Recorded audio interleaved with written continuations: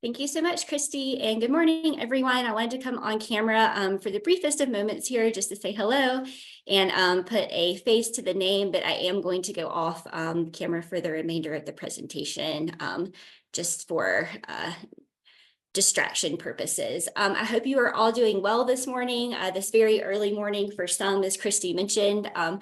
I will say I am right there with you. I am based in Mountain Time, so it is currently 7:30 a.m. for me as well. So I'm with the early birds there. Welcome to the 2024 NHSN training presentation on ventilator-associated events. As Christy said, my name's Emily Witt. I'm a public health analyst with the NHSN protocol and training team, and I will be presenting on the VAE surveillance guidance and protocol application today. My colleague Jennifer Watkins is also joining me on the call as a panelist, and she will be in the Q&A answering questions that you may have throughout the presentation. So just a quick note before we get started, and I know this is unpopular and I'm sorry, but there are going to be some slides in your handout that are not covered in depth during the presentation today. I wanted you all to have that information because it is important, but they're not necessarily the elements of VAE surveillance that require more explanation and demonstration. So I really wanted to prioritize those slides for the presentation today. So those of you more observant participants might have seen 100+ slides and wondered, how is she going to get through that in 75 minutes? And the answer is, unfortunately, she's not. But I did want you to have all of those for reference as you're going through today. And you'll notice that while these slides have a lot of information, we're not going to go over it, every sentence of them, because a lot of it would just be very straightforward and things that you can read as you're viewing the presentation again in a later date. So just wanted to make a note about that. And I apologize. I know it is confusing sometimes, but wanted to have them in there in the correct places, for the context of the information. Okay, so the objectives for today, I hope by the end of this presentation that you're able to describe the VAE algorithm, explain VAE key terms and criteria for meeting each tier of the algorithm, that you're able to locate resources in assisting to assist in performing VAE surveillance and reporting, and that you learned something today, which is always important. So before we begin, let's review a few areas to locate materials that you'll use as you follow along today and as you're performing VAE surveillance. So first things first, all the information about VAE surveillance can be found on the NHSN homepage, linked on this slide, on the pages for acute care, long-term acute care, and inpatient rehab facilities. From those pages, you'll see the VAE option available as shown in the screenshot here, the examples from the acute care page and indicated by the red arrow. Once you select that VAE page, you'll find all the VAE specific resources. This includes the protocol, the calculator, links to the trainings, and the FAQs, as well as more. Really, all the resources on this page are hugely helpful, and I recommend that you review all of them as you are preparing to do VAE surveillance. I do want to specifically call out the FAQs, and you've probably heard some of my colleagues mention this throughout the week. There's a limit to the amount of more detailed explanation that we can add to the protocols, although you'll know by the length of the VAE protocol, we have certainly tried to be as detailed as possible. But we definitely recommend checking out the FAQ page to see if a question that you have as you work through reporting a VAE can be found there. So definitely check out those FAQs. And then I also want to highlight a few tools that will be helpful to you in your VAE surveillance, specifically the VAE calculator, but then also the data collection worksheet and the antimicrobial worksheet. I'm going to use both the calculator and an example of a data collection worksheet as examples for visualizing the steps in identifying the VAE criteria throughout the presentation today. So you will see some examples of those, and then the links to these tools can be found on the right-hand side of the webpage that is linked on the slide. And this is where you can find the link to the VAE calculator. And the VAE calculator is really a fantastic tool. I'm sure those of you who use it often know this. Anytime it's down, we always get a lot of emails. So I know that you all are using this frequently. And it, again, is a great tool. It can assist in case determinations as well as provide explanations about how the determinations were reached. It's a really great way to see the VAE definitions in action. However, very, very important, however, I'm sure you are familiar with the phrasing garbage in, garbage out, and that is true for the calculator as well. So if you enter incorrect information in the calculator, it is going to give you the wrong answer. For the calculator to work effectively, you do have to have an understanding of VAE surveillance, the VAE surveillance algorithm, and the rules for entering the correct data into the calculator fields. And luckily, we're going to talk about all of that today, so you'll be prepared to use the calculator. But I did just want to emphasize that although it is a really amazing resource, it's not a substitute for knowing and understanding the protocol. All right, let's get started. So to start off with key terms, I want to define what is certainly a very important key term for ventilator-associated event surveillance, and that's defining what a ventilator is. So a ventilator is a device used to support respiration through the application of positive pressure when delivered through an artificial airway, and that's specifically in an oral or nasal endotracheal tube or tracheostomy tube. Devices that are not considered a ventilator, such as a face mask or a nasal mask, are devices that apply positive pressure to the airway via an external non-invasive means. So these are not applying positive pressure through an artificial airway, so they're not going to meet that ventilator definition. And we did want to briefly, or I did want to briefly, before we begin, just talk about why we perform surveillance for patients receiving mechanical ventilation. As I'm sure you are all aware, mechanical ventilation is an essential life-saving therapy for patients with respiratory failure and critical illness, but it's not without risk of complications. And I know the most common complication we think of for mechanical ventilation is ventilator-associated pneumonia. And while that ventilator-associated pneumonia is a very important complication, there are other adverse events that can happen to ventilated patients, which can be just as harmful. And several of those are listed on the slide here. So the reason why the VAE surveillance is called ventilator-associated event is that the intention is to detect a range of serious adverse events, which may be related to mechanical ventilation. So detection of a VAE can be related to an infectious process, such as a possible ventilator-associated pneumonia, but it also may indicate another adverse event is occurring. And many of these complications are preventable, and the information that you gather from performing VAE surveillance can be used to initiate actions in your facility that improve patient outcomes, the patient outcomes for these mechanically ventilated patients.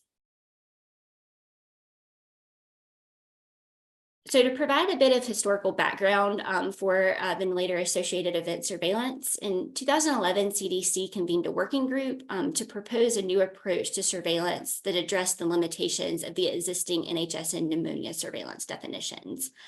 So when the VAE surveillance module was developed, the goal was to have a protocol that was objective and reliable, and that had the potential to automate data collection.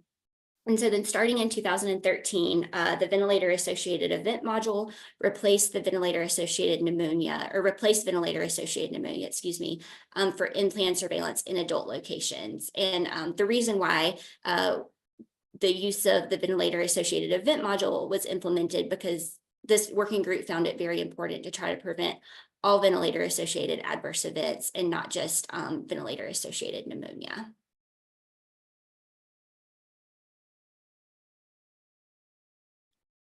All right, so another important thing to keep in mind for VAE surveillance is that, speaking of pneumonia, is that the ventilator-associated event protocol and the pneumonia protocol are two separate protocols, and they detect different types of events within NHSN. So you can perform surveillance for both events at the same time, and a patient can meet one and not the other, meet both, or meet neither. This topic is definitely a frequently asked question. I actually saw it come in during Jennifer's pneumonia presentation yesterday. So we definitely wanted to emphasize that VAE and pneumonia definitions are not synonymous. PVAP, possible ventilator-associated pneumonia, which is defined in the NHSN VAE protocol, is not the same as VAP, or ventilator-associated pneumonia, as defined in the NHSN pneumonia protocol. So with the right combination of criteria, you can identify a possible ventilator-associated pneumonia, or PVAP. Within VAE surveillance, the VAE protocol is designed to detect more than just VAP.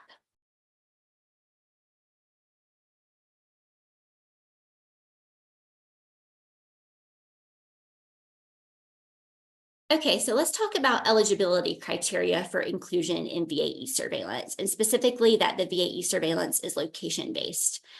You can perform VAE surveillance for inpatients who are receiving support with mechanical ventilation and who are housed in adult locations in acute care, long-term acute care, and inpatient rehabilitation facilities.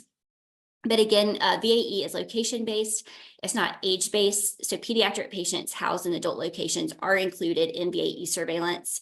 But we do have a note here that if this includes very young children that are not physiologically similar to the location's adult patients, then you may want to consider using a virtual location for these pediatric patients. But they would be included in VAE surveillance if located in an adult location.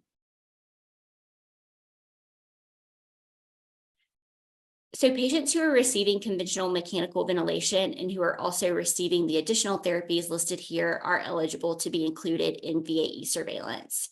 And then additionally, we do have a note here about the mode of mechanical ventilation called airway pressure release ventilation, or APRV. This is a mode of mechanical ventilation that's commonly used in ICUs. And patients on this mode are eligible for inclusion in VAE surveillance, but with a caveat that we are going to discuss in more detail a little bit later in the presentation. So just kind of keep that in your back pocket for now. So patients who are not eligible for VAE surveillance are those on high frequency ventilation or pericorporeal membrane oxygenation or extracorporeal life support. And then those patients who are housed in non-acute care locations in acute care settings, for example, in chronic care units. And then additionally, adult patients in non-adult locations are also not eligible for VAE surveillance. As we've mentioned a couple of times, VAE is location-based and surveillance is only going to be performed in adult locations.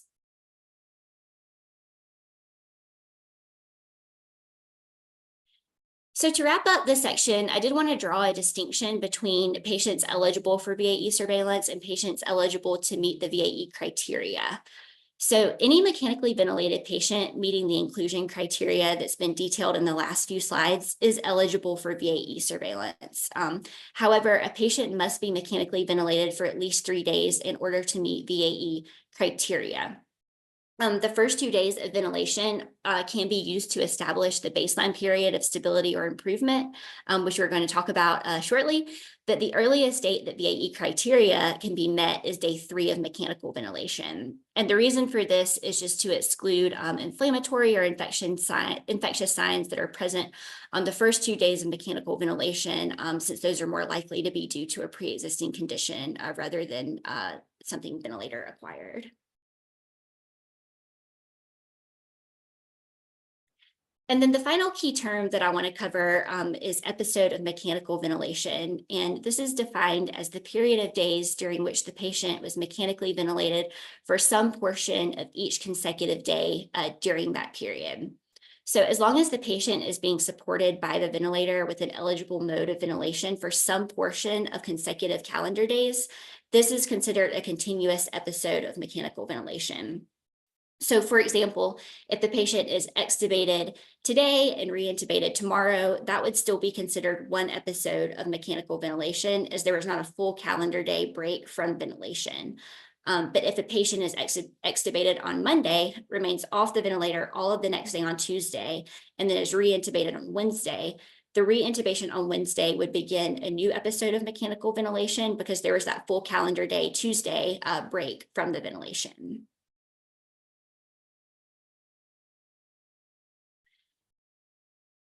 So we've now set the groundwork for VAE surveillance, and let's take a closer look at the algorithm. And just noted here on the slide, we like to emphasize and remind you all that the VAE algorithm is a surveillance algorithm. It's not a clinical definition and is not intended for the use and management of patients.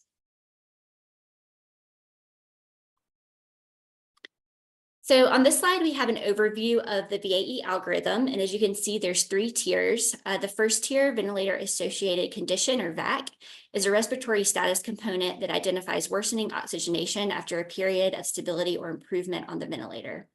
The next tier is IVAC, or infection-related ventilator-associated complication. And this is the infection or inflammation component of the algorithm. And then the final 3rd tier provides some additional evidence which indicates a possible ventilator-associated pneumonia, or PVAP. And as I go through the presentation today, I'm going to use these acronyms of VAC, IVAC, and PVAP just because it's a lot easier to say than the full term. So you do have those available in your resources in your handout so that you can refer to those as I'm using the VAC, IVAC, and PVAP acronyms as we continue on through the presentation. I think it would take up a lot of time to say infection-related ventilator-associated complication every time. So an important thing to keep in mind about the VAE algorithm is that it is progressive. The criteria for each tier must be met before moving on to the next tier.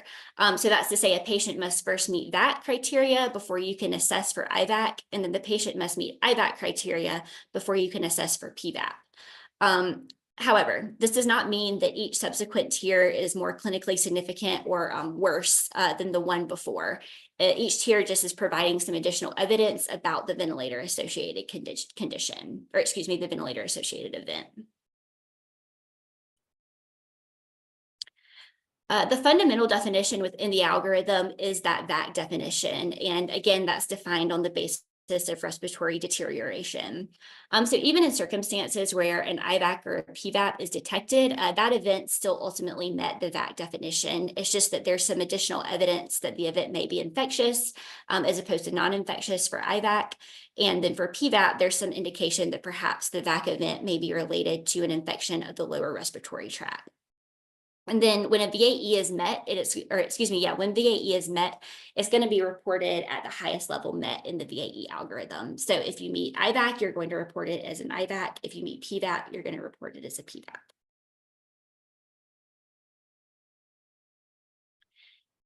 And since the VAE algorithm is progressive, we're going to start off with the first tier and discuss how to determine if there is evidence of worsening oxygenation.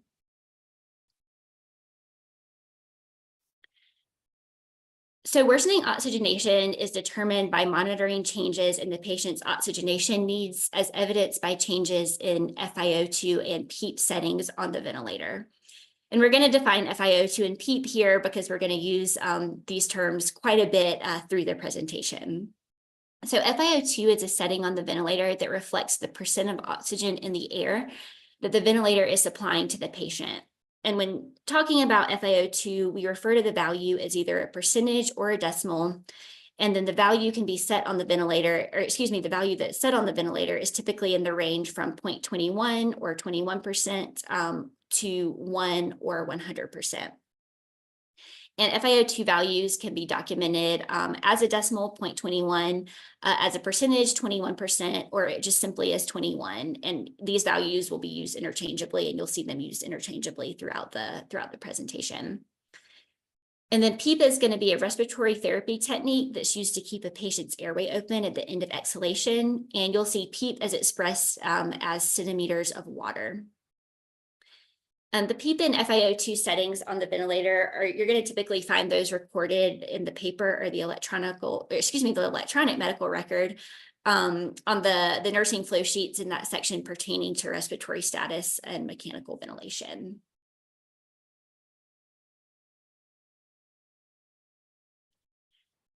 All right, so on the slide here, what you're seeing is a screenshot from the VAE protocol of the first tier of the algorithm, that tier for meeting VAC. To identify a VAC, you're going to have to first identify a baseline period of stability or improvement on the ventilator in either the FiO2 parameter or the PEEP parameter. And this baseline period of stability or improvement will then have to be followed by a period of worsening oxygenation in the same parameter. But before we can do this, we have to identify something called the daily minimum FiO2 and the daily minimum PEEP for each day that the patient is receiving mechanical ventilation. And once these daily minimum values, your daily minimum FiO2 and daily minimum PEEP, are determined for each calendar day, then we can assess whether the daily minimum values, then we can assess those daily minimum values for a baseline period of stability or improvement, followed by evidence of worsening oxygenation to determine if VAC is met. So I know that sounds super complicated, and I'm not going to say that it's easy, but we are going to kind of break it down step by step in the next slides.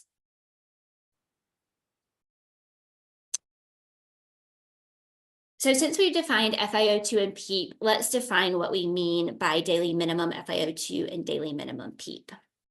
So your daily minimum FiO2 and daily minimum PEEP is going to be your lowest value of FiO2 or PEEP during a calendar day that is set on the ventilator and maintained for greater than 1 hour.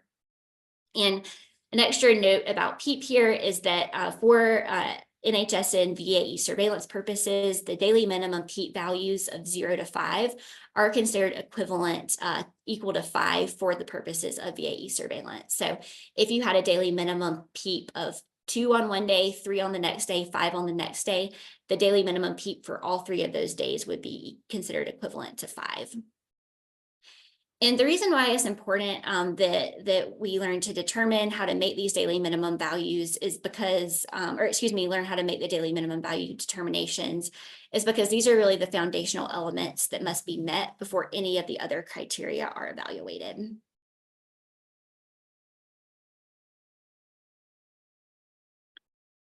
So when a patient is ventilated, the FiO2 and the PEEP ventilator settings that are documented in the medical record during the calendar day are used to identify the daily minimum FiO2 and PEEP values. And then I know I've used the term calendar day quite a bit throughout the presentation, and I did want to let you know that for VAE surveillance, a calendar day is going to be defined as the period from 1 midnight to the following midnight. So that's 12 a.m. to 11:59 p.m. and not any other defined 24-hour period. So when we say calendar day, each calendar day is to be assessed separately based on the documented FiO2 settings and PEEP settings that are available for that day. The ventilator settings documented on the previous day cannot be used or carried over as going into the next calendar day, and you're not going to look back at a previous calendar day or forward to a subsequent calendar day when making a daily minimum value determination. And then keep in mind as well, when determining the daily minimum FiO2 and PEEP, you're going to include all settings while the patient is on an eligible mode of ventilation in an inpatient location. So you're not including settings that are documented in the emergency department or any other pre-inpatient locations.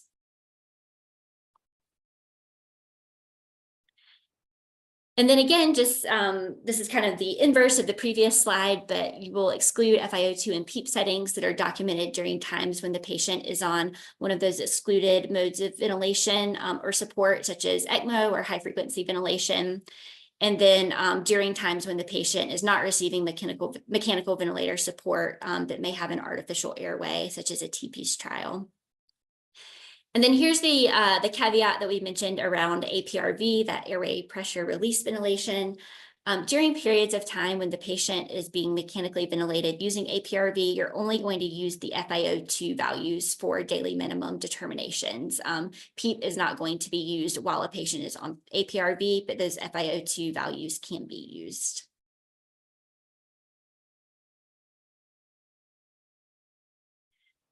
And to determine the daily minimum FiO2 and daily minimum PEEP, you're going to look at the eligible documented settings for the calendar day and select the lowest FiO2 and PEEP settings that were maintained for greater than 1 hour. And in certain instances, there may be no value that has been maintained for greater than 1 hour. And in those cases, you are going to select the lowest documented value, regardless of the period of time for which the setting was maintained.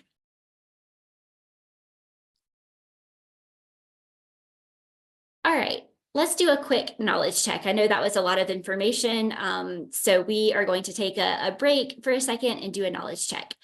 So documentation in the medical record may look a little something like what is on the slide here. The mode of ventilation is an eligible mode, and you have FiO2 and PEEP settings that have been documented 8 times over the course of the calendar day. So I think you should see a poll come up, and from that poll, you can select the lowest value recorded for FiO2 and PEEP for that calendar day. And I do see that the poll is open. And Christy, I'm assuming you're seeing the selections come in. I just see the poll. I don't see what the selections are, but I'm sure we'll see it once we close it.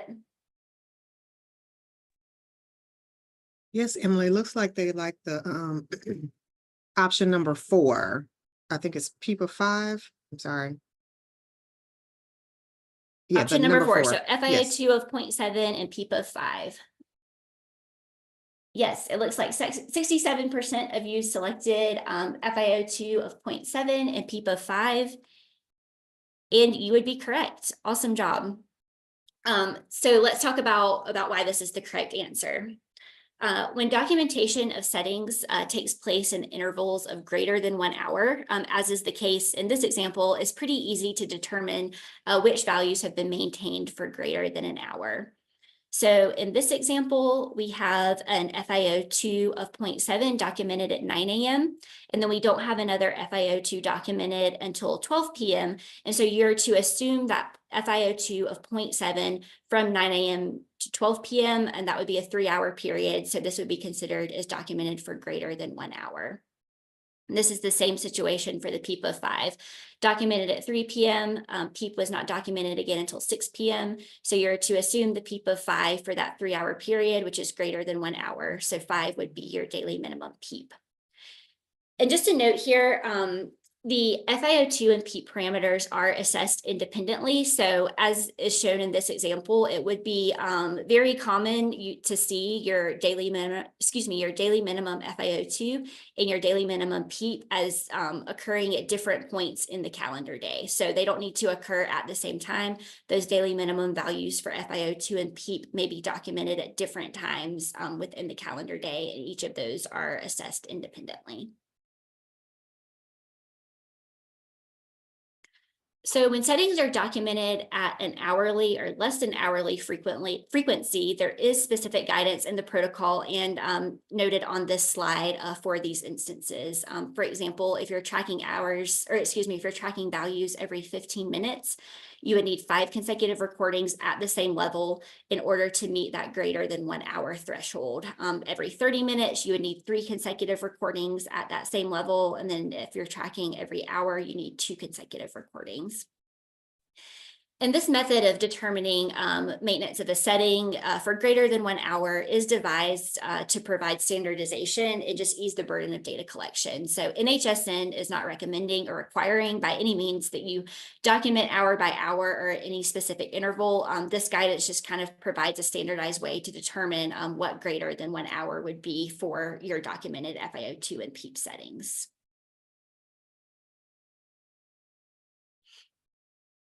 All right, let's take a look at another example. And this one we don't have a poll for, but you can feel free to put your answers in the chat.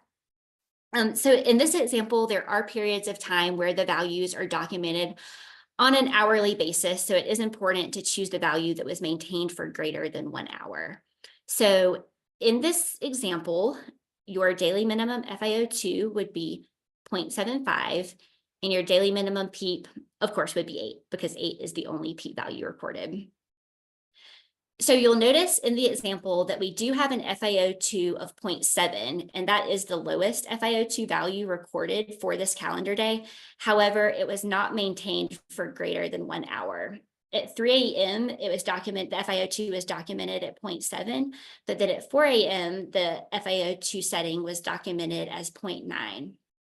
So in situations like this, when the lowest setting was not maintained for greater than 1 hour during the calendar day, you would then select the next lowest setting that was maintained for greater than 1 hour as your daily minimum value. And so in this example, that would be 0.75.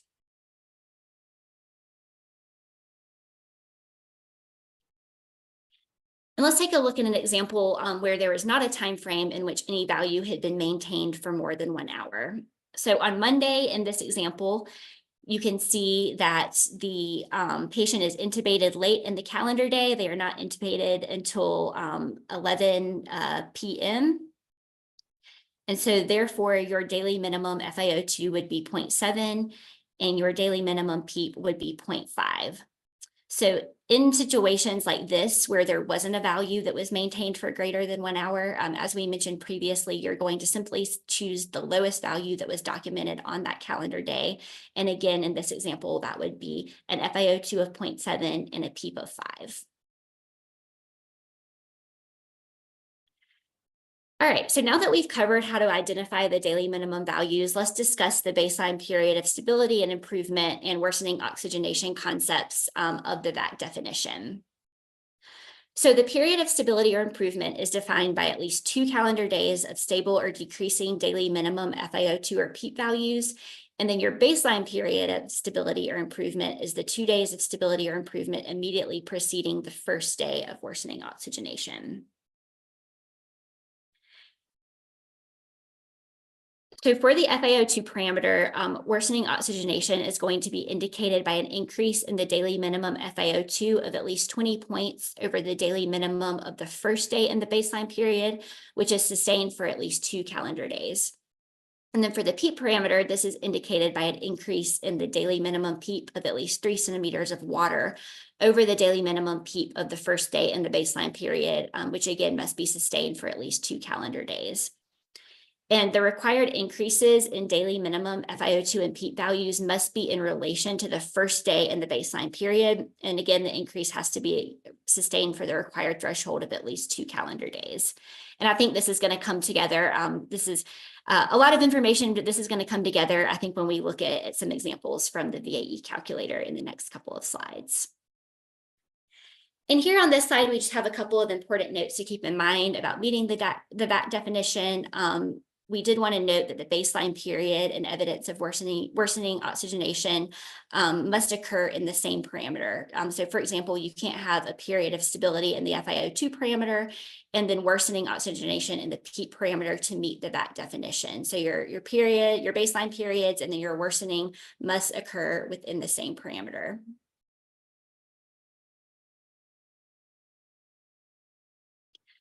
So let's use the VAE calculator to look at a few examples for determining VAC. And you'll start by selecting the date of mechanical ventilation initiation, which is the day of intubation, and this is going to be your mechanical ventilation day 1.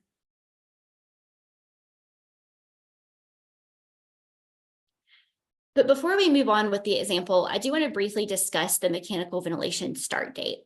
So when a patient is admitted to the facility on a mechanical ventilator, the date of mechanical ventilation initiation should reflect the actual date of mechanical ventilation initiation, so not the date of admission to the facility. If necessary, you can make an estimate of the actual date of mechanical ventilation initiation. And in the situation where a patient's mechanical ventilation initiation is begun prior to admission to a facility, only in circumstances where the actual date or an estimate of the actual date cannot be determined at all should the date of mechanical ventilation initiation default to the date of admission to the facility.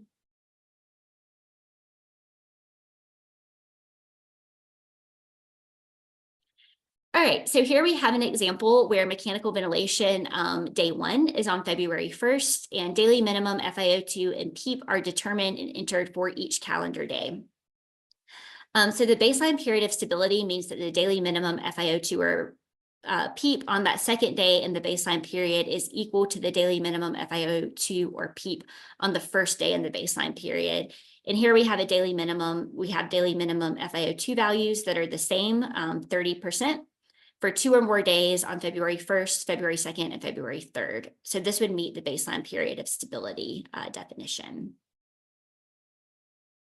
And similar example, we have a daily minimum FiO2. We have daily minimum FiO2 values that are decreasing for 2 or more days. So this example would meet the baseline period of improvement.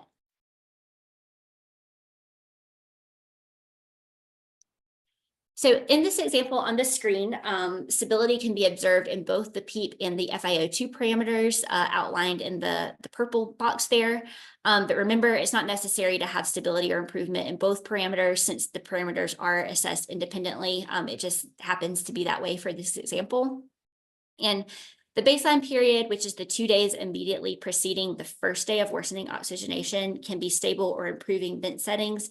And in this case, it is a baseline period of stability. So you have a PEEP of 5 and then an FiO2 of 40 for 2 or more days. So in this example, there is also an increase over the baseline period in the PEEP parameter of at least 3 centimeters of water relative to the first day in the baseline period. And this increase is sustained for at least 2 calendar days. So we've established there's a baseline period of stability on ventilator days 2 and 3. And then we have 2 calendar days of worsening oxygenation on ventilators day 4 and 5 in the PEEP parameter. And this would satisfy the requirements for meeting the VAC definition.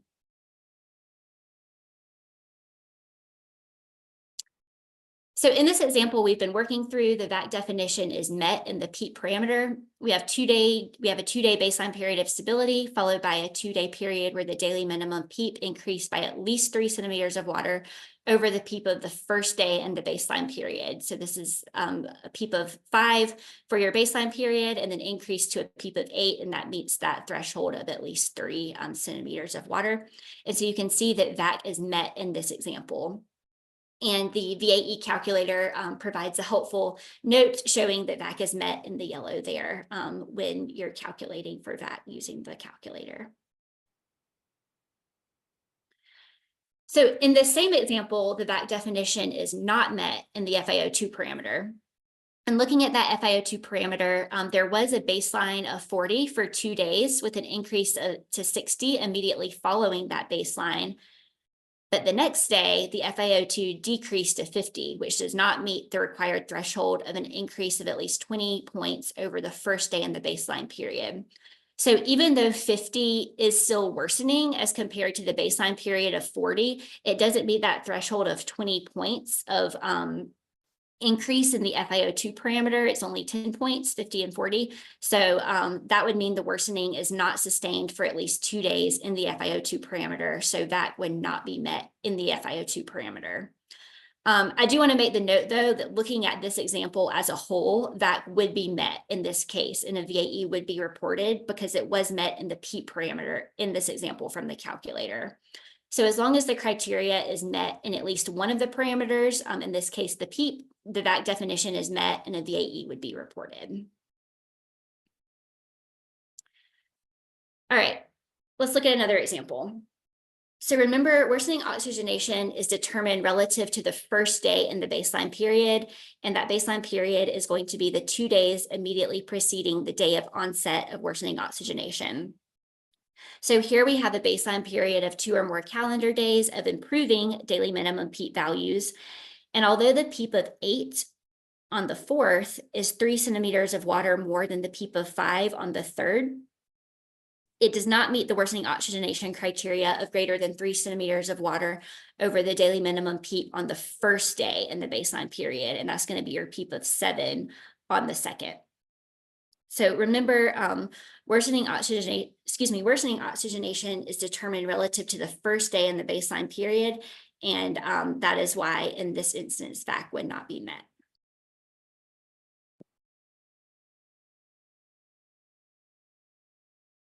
Sorry about that, I had to grab a sip of water. All right, so let's consider this scenario. What if the PEEP value on the 2nd day of worsening oxygenation is less than on the first day of worsening oxygenation? So both days of the baseline period in this example have a PEEP value of 5, and then the 2 days of worsening oxygenation both meet the criteria of at least 3 points over the first day in the baseline period, and that increase was sustained for 2 days.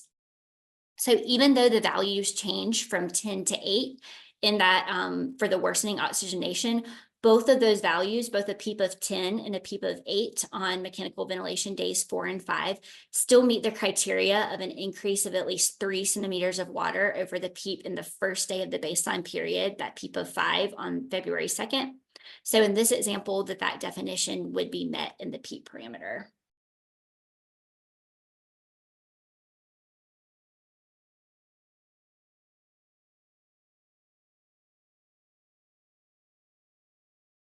All right, so now that we can determine if a VAC has been established, we can look at identifying the date of event.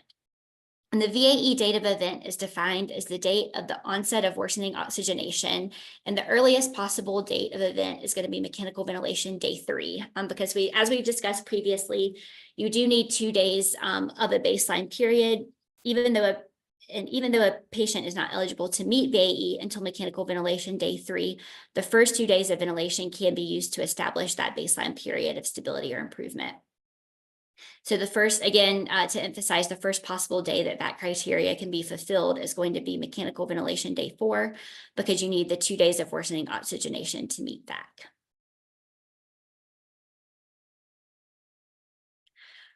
All right, so I think this is a great point to go back to the VAE calculator and what we had mentioned earlier about if you enter incorrect information, the calculator is going to give you the wrong answer. So here we have an example of your daily minimum PEEP for a period of mechanical ventilation. And you'll see that while the earliest day that VAE can be met is mechanical ventilation day 3, the first 2 days of ventilator settings can still be used to establish the baseline period of stability or improvement. So you want to make sure that you're still including those first 2 days of mechanical ventilation when you're entering your data into the calculator. Because if you didn't enter the data, if you didn't enter your daily minimum PEEP starting until mechanical ventilation day 3, in this instance, the calculator would say that you did not have a VAE detected. There would be no VAC. However, that is not correct. If you're using all of the mechanical ventilation days, starting with mechanical ventilation day 1 and entering them into the calculator, you would have a VAC detected in this scenario. So it's really important to remember that for the calculator to work effectively, you have to understand the algorithm and the rules for entering correct data into the fields. And the daily minimum values for mechanical ventilations day 1 and 3 should be included when assessing for VAE, even though VAE cannot be met until mechanical ventilation day 3.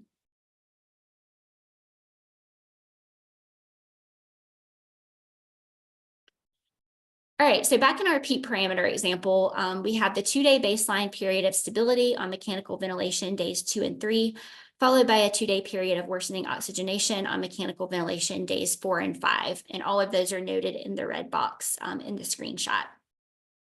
So remember, your date of event is going to be the date of onset of worsening oxygenation, which in this example is mechanical ventilation day 4. So that is the first day of onset of worsening oxygenation for that 2-day requirement to meet worsening.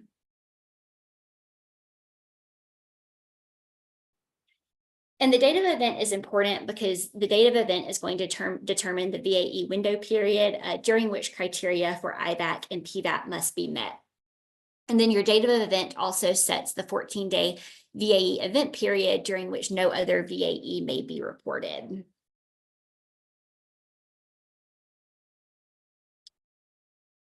So as stated on the previous slide, that the date of event is important and that it defines the VAE window period. But what is the VAE window period? So that's going to be the period of time during which the VAE criteria for IVAC and PVAP, that's those second 2 tiers of the VAE surveillance algorithm, must be met. And your VAE window period is typically going to be a 5-day period. This is going to include the date of event, so that date of onset of worsening oxygenation, the 2 days before, and the 2 days after. And this is just an example kind of to get a visual of this. The date of event is going to be mechanical ventilation day 13. And then the VAE window period is going to include the event date, the 2 days before, so mechanical ventilation days 11 and 12, and the 2 days after, mechanical ventilation days 14 and 15. And again, all other criteria that's going to be used to meet IVAC and PVAP must occur during this 5-day window.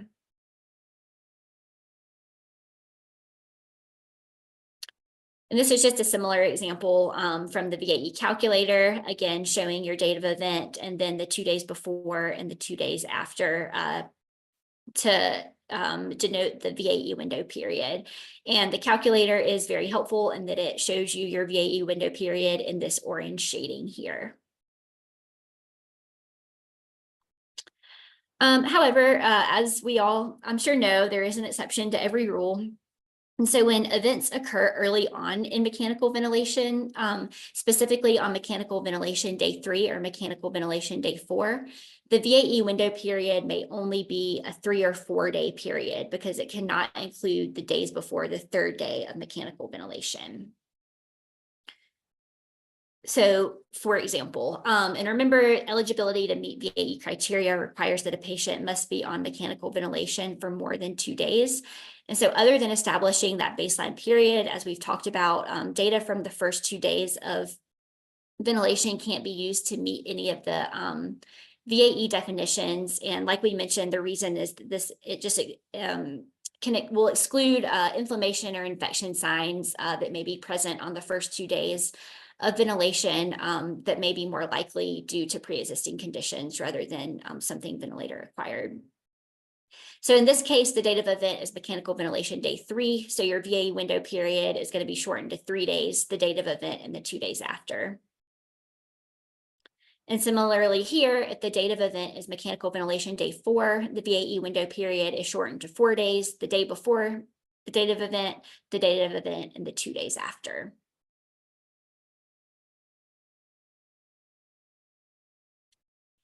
All right, everyone take a deep breath. I know that was a lot of information, but hopefully now we have a pretty good foundation for understanding the respiratory status component of the VAE algorithm. And so we are going to move on to the next tier, which will be determining if there is any evidence of an inflammatory response or infection in order to meet IVAC. And this is a screenshot of the second tier or the IVAC tier of the algorithm. Again, this is from the VAE protocol.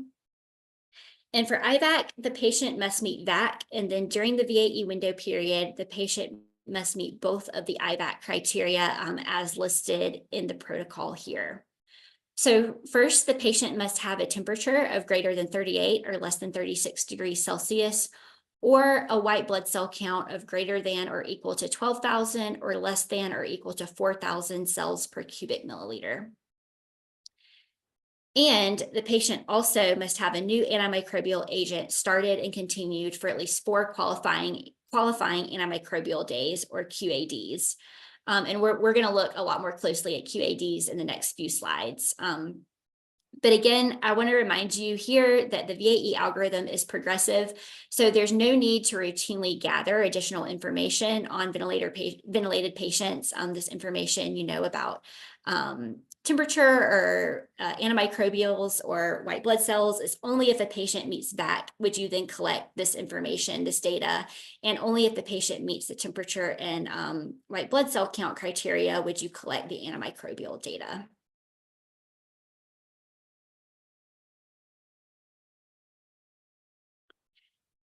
So in order to meet IVAC, meeting either the temperature parameter or the white blood cell count parameter within the VAE window period is sufficient. So you don't need to meet both, either or is sufficient. And if there are values documented during the VAE window period that meet the temperature or the white blood cell count parameter, they should be used to determine if the patient meets IVAC criteria, even if this abnormal temperature or white blood cell count, these values were present prior to the VAE window period or present on admission.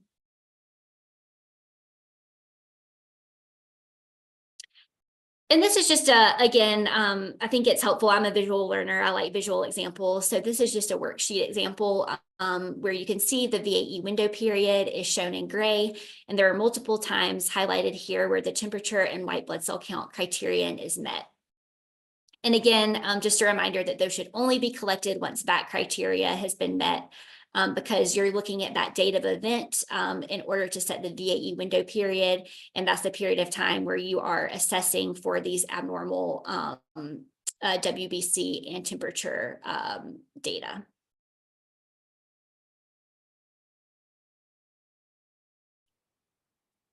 So the next criteria that must be met in order to make an IVAC determination is that a new antimicrobial agent has to be started during the VAE window period and continued for at least 4 qualifying antimicrobial days.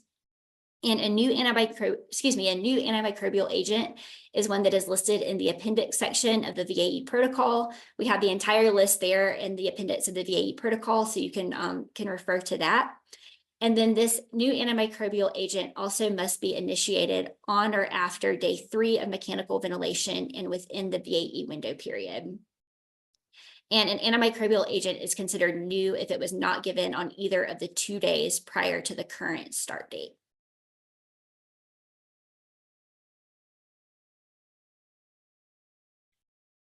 So we define a qualifying antimicrobial day, or a QAD. You're probably going to hear me say QAD throughout the remainder of the presentation, as a day on which the patient was administered an antimicrobial agent that was determined to be new within the VAE window period.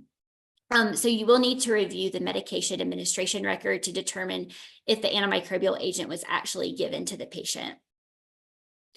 New antimicrobial agents must be continued for at least 4 or more consecutive qualifying antimicrobial days for the IVAC criterion to be met. And just a note, if the same antimicrobial agent is administered, days between administrations of the agent also count as QADs. So as long as there is a gap of no more than 1 calendar day between administrations of the same antimicrobial agent, those days will still qualify, or those days will still count as a QAD. And then finally, the requirement for 4 or more QADs can be met with 4 QADs of therapy with the same antimicrobial agent, or it can be met with 4 QADs of therapy with multiple antimicrobial agents, as long as each antimicrobial meets the definition of new. So we are going to look at some examples. Again, a visual learner is helpful to see examples, so we're going to take a look at those in the next slides. But before we begin, I do want to point out that the date of initiation of the antimicrobial agent is important. So you can see highlighted here the instruction from the calculator to include all days of antimicrobial administration shown on the screen. And that's including the days prior to and after the VAE window period identified in the orange shading. And the calculator needs this information again to provide the correct determination. So having the correct administration days is important because an antimicrobial agent will not meet the definition of new if it had not been administered for the first time, if it is not administered for the first time on or after the 3rd day of mechanical ventilation and in the VAE window period.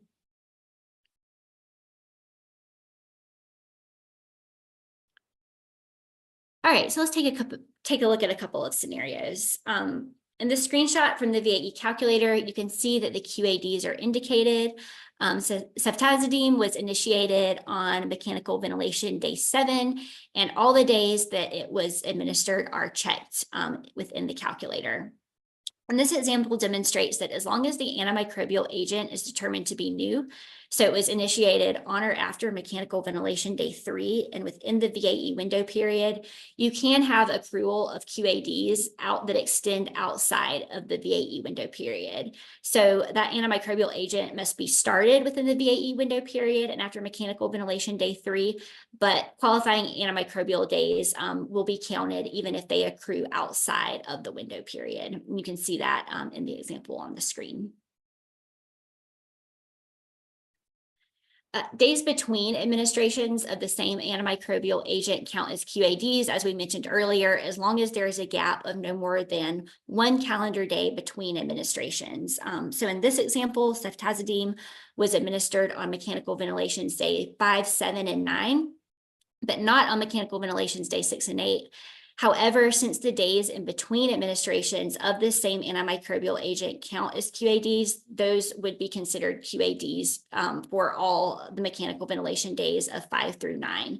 So you have a total of 5 QADs, which does meet the criteria of 4 consecutive QADs.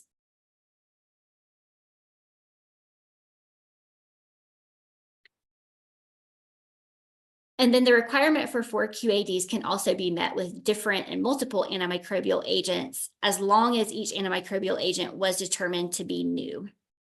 So in this example, although there were not 4 consecutive days of ceftazidime given or 4 consecutive days of meropenem given, both are new antimicrobial agents started within the VAE window period. And so together they do meet that 4 qualifying antimicrobial day requirement.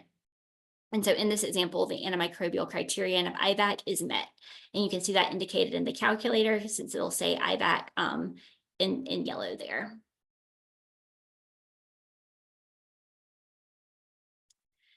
However, days between administration of different antimicrobial agents do not count as QADs. So in this case, both ceftazidime, should have picked a little bit easier one to say, and meropenem are new antimicrobial agents, but mechanical ventilation day 6 does not count as a QAD. And so the QAD criterion of 4 consecutive days is not met.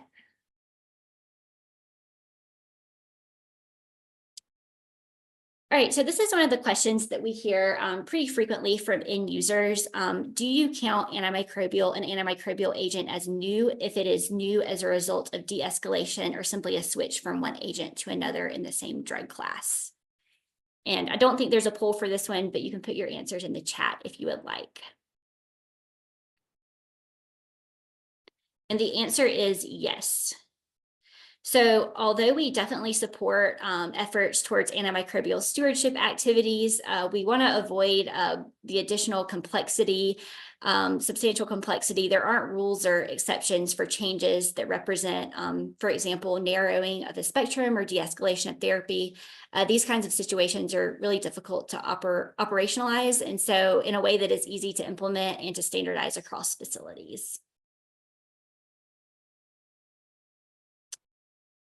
And again, just a couple of notes about IVAC and antimicrobial agents for you all to refer back to, mostly highlighting that you won't need to discern the reason for the administration or the drug class of the antimicrobial agent if this administered within the correct time frame of the VAE window period and for the required period of time, the agent will be used to meet the antimicrobial criteria.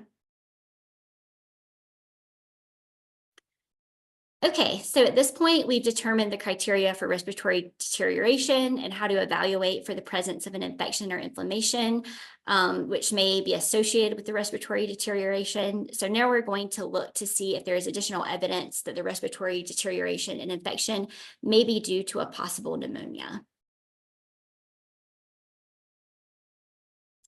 Again, this is a screenshot of the third and final tier of the algorithm in the VAE protocol.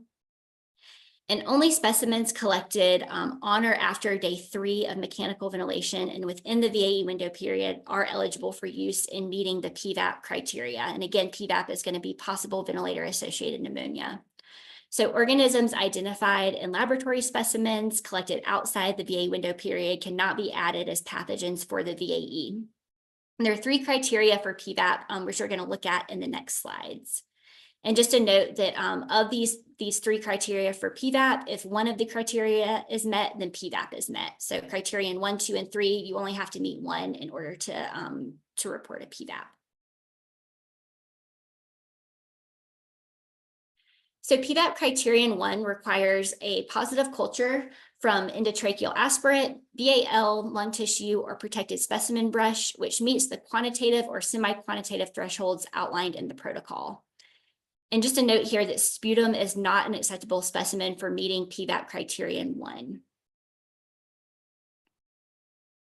So when we talk about semi-quantitative results, if your laboratory reports a semi-quantitative result, those results must correspond to the quantitative thresholds noted in the previous slide and in the protocol. So you'll want to first ask your lab if the corresponding semi-quantitative value, or excuse me, what the corresponding semi-quantitative value is to the quantitative threshold of interest. And if they don't know, then for the purposes of VAE surveillance, we consider that a semi-quantitative result of moderate, mini, numerous, or heavy growth, 2+, 3+, 4+, meet this criteria. And then all of this information can be found in FAQ number 24 of the VAE protocol. PVAP criterion 2 requires the purulent respiratory secretions definitions be met and an organism to be identified from sputum. Sputum is eligible in PVAP criterion 2, endotracheal aspirate, VAL lung tissue, or protected specimen brush without sufficient growth to meet the quantitative or semi-quantitative thresholds in criterion 1. And purulent respiratory secretions is defined as at least 25 neutrophils and 10 or fewer epithelial cells per low power field. And this information can typically be found in the gram stain result section of the culture report.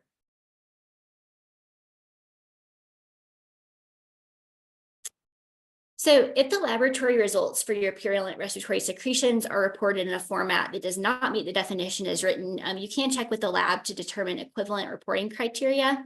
And then if they are not able to provide any guidance, you can refer to table 2 and then FAQ number 19 in the VAE protocol. And this is a screenshot of table 2 that I just referenced in the previous slide. I'm not going to go into all the details there, but I did want to show you what it looks like and emphasize that it is very useful in looking at your purulent respiratory secretions criterion. All right, and finally, PVAP criterion 3 can be met by one of the following positive results. So any of the following positive tests: an organism identified from pleural fluid culture when obtained as described, or non-culture based testing methods or lung histopathology results, which indicate an abscess formation, evidence of fungal invasion or infection with a viral pathogen, or a diagnostic test for Legionella species, or a diagnostic test on respiratory secretions, which is positive for any of the viruses noted here. And just to note that pathogens such as Legionella species and the selected viruses are identified using non-culture-based diagnostic testing. And if they are identified utilizing non-culture-based diagnostic testing, they may be identified through antigen testing, PCR, direct fluorescent antibody testing, and serology. And just an important note here that pathogens, with the exception of the excluded pathogens that we'll cover next, may only be reported for PVAP events. So you're not reporting pathogens for VAC or IVAC, or you're not looking at pathogens for VAC or IVAC. So here are some excluded pathogens listed on this slide. It includes reports of commensal flora or oral cavity or upper respiratory tract, commensal flora of the oral cavity or upper respiratory tract, as well as certain community-associated fungal pathogens that are listed in the protocol. And then when Candida species or yeast not otherwise specified, coag-negative staph species or Enterococcus species are identified from lung tissue or pleural fluid. These organisms may be reported as PVAP pathogens, but if these species are identified from sputum, endotracheal aspirate, BAL, or protected specimen brushings, they are not eligible pathogens for reporting for PVAP.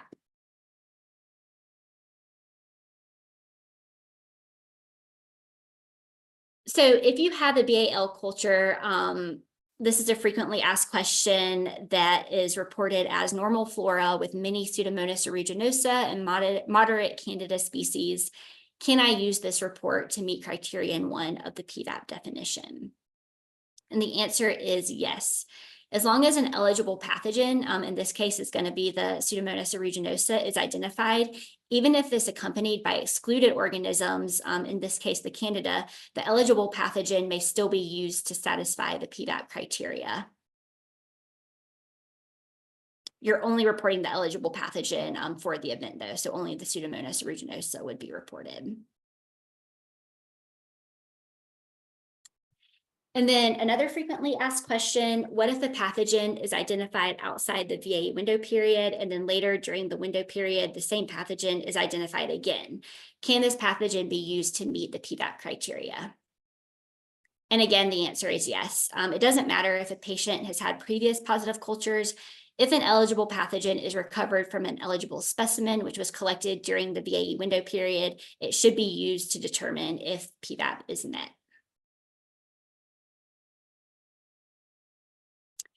And then here I've included a couple of visual examples of how each of the PVAP criteria is met. So this would be PVAP 1, and I'm going to go through these very quickly. You can refer back to them. I want to make sure we have enough time to get to the case study at the end and go through that. So these are just, again, kind of showing those worksheet examples of how each of the criteria would be met. So in this example, we have PVAP criterion 1. In this example, we have PVAP criterion 2. You see that the SRES does not meet the threshold. There's only a few, but you do have the purulent respiratory secretions met. And then again, PVAP criterion 3 here is met with the Legionella viral test result. Or excuse me, not with the Legionella, with the positive pleural fluid lung histopathology or Legionella or viral test result. Apologies. Okay, final topic before we move on to our case studies. Let's discuss how a BSI can be determined to be secondary to VAE.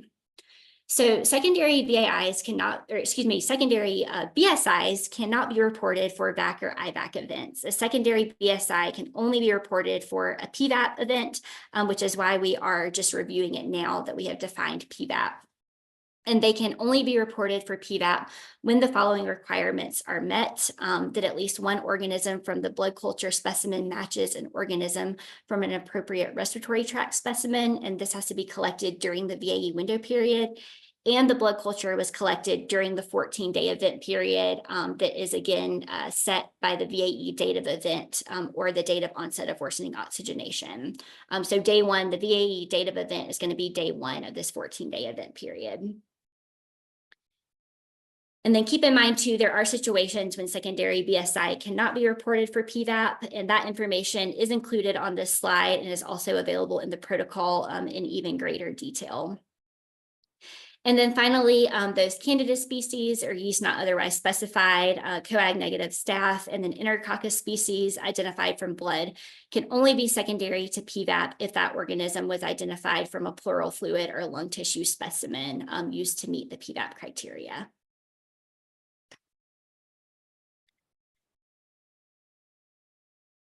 All right, I know that was a lot of information to take in. We have about 10 minutes left, so we do have some case study examples here that I think will be a great wrap up to kind of summarize everything that we've learned during the hour today. So let's get into those. So here we have a case example. This is going to be very similar to information that is provided to the NHSN help desk that the NHSN team receives to help our users make a case determination on. So we have a patient that presented to the ED at 9 p.m. on February 1st with an admitting diagnosis of influenza with a suspicion of complication related to bacterial pneumonia. The patient experiences respiratory distress and is intubated and placed on the ventilator in the emergency department. The patient remains in the emergency department for a couple of hours before admission to an inpatient unit. The patient is admitted to the adult inpatient location, the ICU, at 11:30 p.m. on February 1st, the same day. And VAE surveillance is selected in the monthly reporting plan for the adult ICU where this patient was admitted. So taking a look at the patient's ventilator settings, their FiO2 and PEEP, daily minimum FiO2 and PEEP documented here while they were located in both the emergency department and then after transfer to the ICU. So what are the daily minimum FiO2 and PEEP values for this patient on February 1st? Is it 0.4 and 5, 0.4 and 8, 0.4 and 10, or 0.6 and 10 for your FiO2 and PEEP respectively? Emily, the numbers are coming in and it looks like they're going with 0.40 and 5. Okay. That's good to know. We can go ahead and close out the poll, I think, and take a look. All right, so it looks like almost everyone has selected 0.40 and 5. And that is not actually the correct answer, but that's okay. We're going to talk about why, because this was a little bit of a trickier question. So the answer is actually going to be a FiO2 of 0.6 and a PEEP of 10. And here is the reason why. So ventilator data obtained from patients in the emergency department and other pre-hospital or pre-inpatient locations, as we discussed previously, is not included in VAE surveillance. You're only looking at ventilator settings that are documented while the patient is admitted to an adult inpatient, or excuse me, while the patient is admitted to an adult inpatient location to make your VAE determination. So there was no FiO2 and PEEP value documented to be maintained for greater than 1 hour. And so the daily minimum FiO2 and PEEP is going to default to the lowest documented setting during the calendar day while the patient was in the ICU in that adult inpatient location. So even though I completely understand why the FiO2 of 0.40 and the PEEP of 5 was selected, because you were correct that those were the lowest values documented. However, those are documented in the emergency department. And remember, we are not looking at values documented in the emergency department or pre-inpatient locations for VAE surveillance. So the answer in this example would just be those single FiO2 and PEEP daily minimum values that were documented once the patient had transferred to the ICU.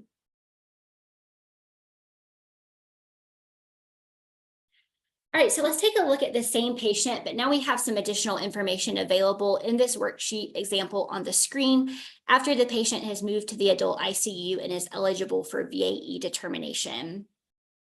They have been ventilated for over a week, and during that time, we do have information on their daily minimum values for PEEP and FiO2, as well as temperature, white blood cell counts, and that they were administered an antibiotic.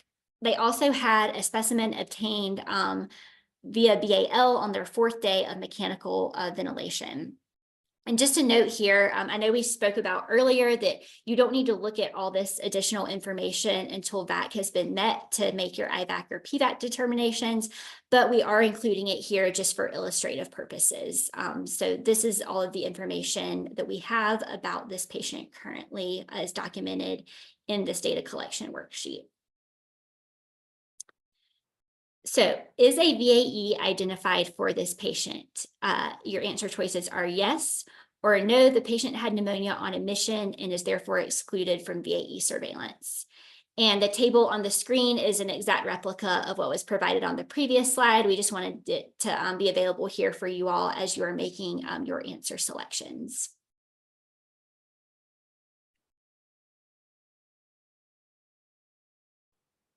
And let's see the polling results. Okay, overwhelmingly 92% have selected yes. And that is the correct answer. Amazing job. Those are excellent results. So the answer is yes, VAC is met in the PEEP parameter for this patient. So let's talk about why no, the patient had pneumonia on admission and is excluded from VAE surveillance. Let's talk about why that is not the correct answer. I know you've probably heard multiple times throughout the week, like all NHSN definitions, VAE is a surveillance definition. It's intended to allow for standardized use across all reporting facilities, which can then be applied in the same way to all patient populations.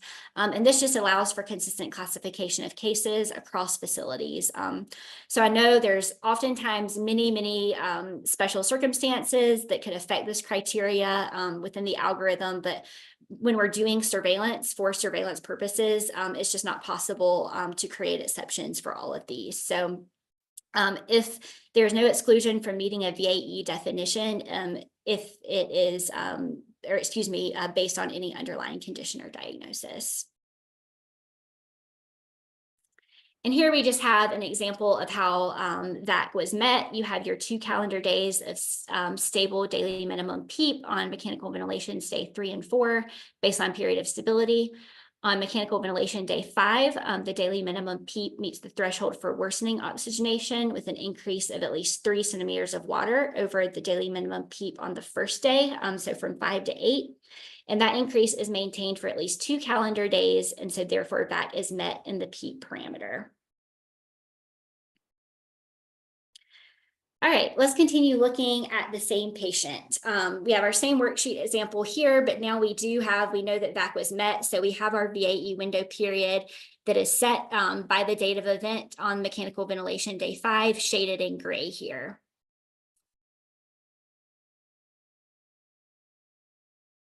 And so last question, what level of the VAE algorithm did this patient meet? Did they meet VAC, IVAC, or PVAP based on the information provided in the table here? And I see that the polls are open.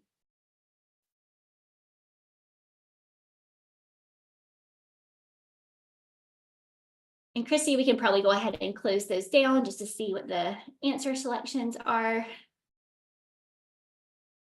All right, we have a pretty even split here. We have about 27% selected VAC, 27% selected IVAC, and about 46% selected PVAP.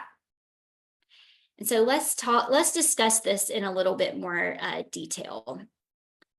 So the correct answer here is actually going to be this patient met the VAE algorithm with a VAC. So this is reported, the VAE here is reported VAC as a VAC. And so let's talk about the reason why. So they did not meet the definition for a new antimicrobial. The antimicrobial was started outside of the VAE window period and therefore does not meet the definition for new. So even though the requirement for the temperature and the white blood cell criteria was met, you do have to meet both criteria for IVAC in order to call it an IVAC. And then this was also a little bit tricky. So we did have that semi-quantitative result of 3+ P. aeruginosa. This would meet PVAP criterion 1. It was collected in the VAE window period. But remember, the VAE surveillance algorithm is progressive in terms of the criteria to be met. So you have to meet VAC to assess for IVAC, and you have to meet IVAC to assess for PVAP.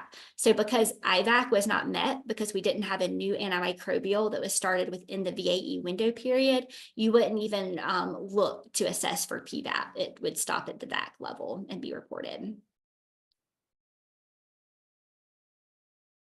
And here again, we just have a demonstration on the slide of the fact that while the abnormal temp and white blood cell counts were met, that antimicrobial was started outside of the VAE window period. And so because IVAC is not met, this would not progress to PVAP. And I know I am squeaking in just over time here. So I appreciate you all so much. Thank you for attending today. Thank you for going through this presentation with me. I know it was a lot of information in a somewhat short amount of time. But again, I think we have a lot of information provided on the slides that will be very helpful for you all to refer back to. And then of course, if you have any questions about VAE surveillance in general or about the presentation today, please don't hesitate to reach out to the help desk either via ServiceNow or via that NHSN@cdc.gov email address.